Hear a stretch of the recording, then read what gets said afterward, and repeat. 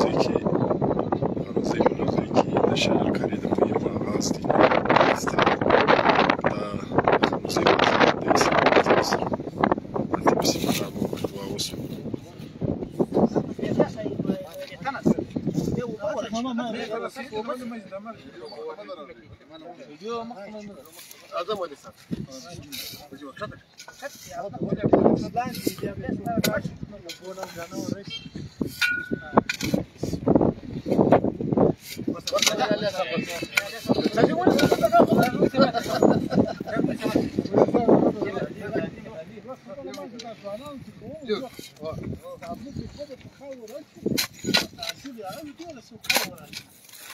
باید چې نور خلک هم په خپلو علاقو کې د شجرکاري مهم آغاز وکړي دغې شپې چې د خپله علاقه خپله دغه ښایسته کړي.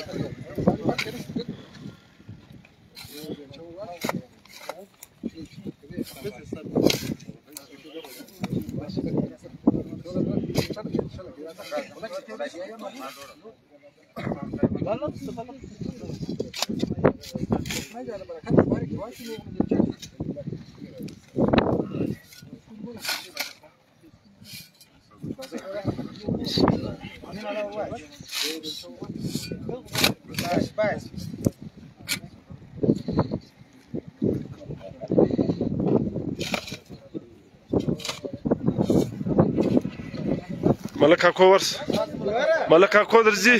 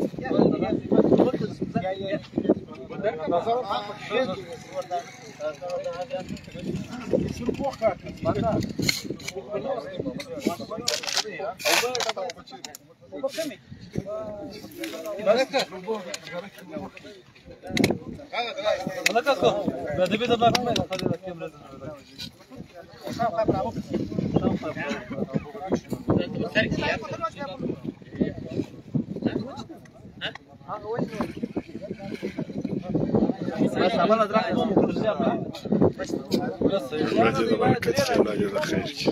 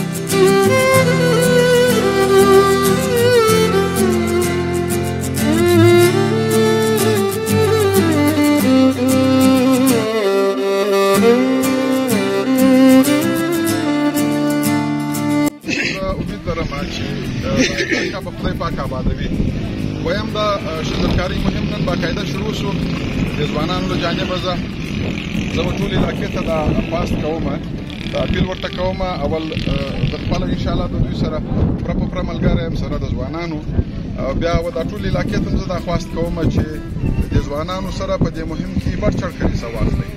د درختو کرنه خو ډېر ښایسته کار دی، لیکن د کرنې بعد د درختو پالنه ډېر مشکل کار دی. د دې پالنه ګرانه ده. زموږ علاقه د خشکسالۍ سره دا تر 20 کاله مخامخ وه. پروژه کال خدای پاک ښایسته بارانونه وکړه، نو انشاءالله تعالی اوس به د اوبو د نیستي څه کمه شي، خو په کار دی چې موږ دا درختې پر ټیم اوبه کړو، د حیوانانو یې وژغورو او د دې درختو روزنه وکړو چې درختې د دې ځوانانو شش کال پروګرام د 3000 یا د 4000 درختو د کرلو پروګرام دی. انشاءالله تعالی کوشش به دا کوو چې تر دې نور هم زیات شي، یعنې چې کوم زموږ په کنټرول کې راتلی شوی، کومې درختې موږ اوبولی شوی، هغونې درختې به انشاءالله موږ کرو او د دې به حفاظت کوو. پر هر کوچني، پر هر ځوان، پر هر سپین ږیري باندې دا لازم دی چې د درختو پوره حفاظت وکړي. دا زموږ ته د راروان نسل ګټه ده، دا زموږ ته د علاقې د ښایست او د علاقې د آبادۍ ضامن شی دی.